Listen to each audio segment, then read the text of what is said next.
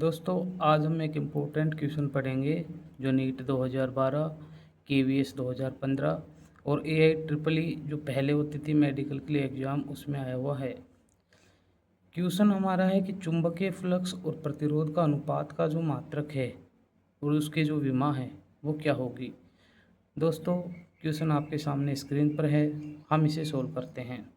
देखो, इसको सोल्व करने के आपके पास काफ़ी तरीके हैं, कुछ बेसिक्स तरीके भी हो सकते हैं लेकिन वो आपके लिए लेंथी होंगे क्योंकि नीट और जेई एग्ज़ाम में टाइम मैनेजमेंट सबसे इम्पोर्टेंट होता है। तो हम चलेंगे शॉर्टकट तरीके से।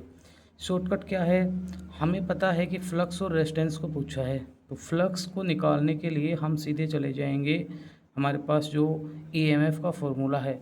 ईएमएफ के फॉर्मूले से हमें पता है कि किसी कोइल में जो जनरेटेड ईएमएफ होता है वो E इक्वल टू होता है minus d phi upon D T.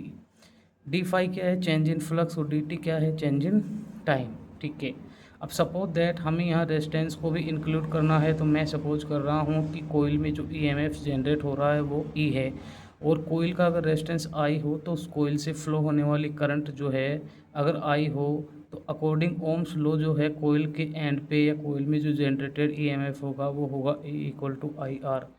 E equal to I R को हम यहाँ प्लेस कर दे तो आई आर इक्वल टू हो गया minus d phi upon D t. ठीक है, आई की वैल्यू निकाले तो आई इक्वल टू हो गया minus one upon R d phi upon D t. अब देखो हमारे पास फ्लक्स अपॉन रेजिस्टेंस तो बन गया लेकिन डी टी बचा है, डी टी को हम इधर मल्टीप्लाई कर लें तो I d t equal to हो गया आपके पास डी फाई अपॉन आर। अब हमें पता है कि करंट होती क्या है आपके पास, हम कहते हैं I equal to D Q upon D T. यहाँ से अगर डी क्यू हम निकालें तो डी क्यू हो गया आई डी टी। इस डी क्यू की वैल्यू को यहाँ पुटअप कर दें तो हमारे पास जो है डी क्यू इक्वल टू हो गया minus d phi upon R, या हम कह सकते हैं Q equal to phi upon R. Q क्या है, फ्लक्स, आर क्या है, रेजिस्टेंस। तो हमें पता चला कि फ्लक्स और रेजिस्टेंस का जो रेशियो है वो चार्ज के इक्वल टू होगा। अब रही इसकी बात जो डायमेंशन निकालने की, तो हमें पता है क्यू इक्वल टू क्या होता है आई की डायमेंशन एम्पियर, टी की क्या होगी टाई टी।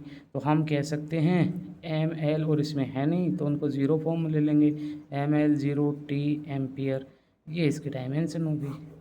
अगर दोस्तों वीडियो पसंद आया हो तो लाइक करें, कमेंट करें और चैनल को सब्सक्राइब कर लें क्योंकि हम आज के बाद रोज़ ऐसे ही नीट जेई के फॉर्मूले निकालेंगे। ठीक है।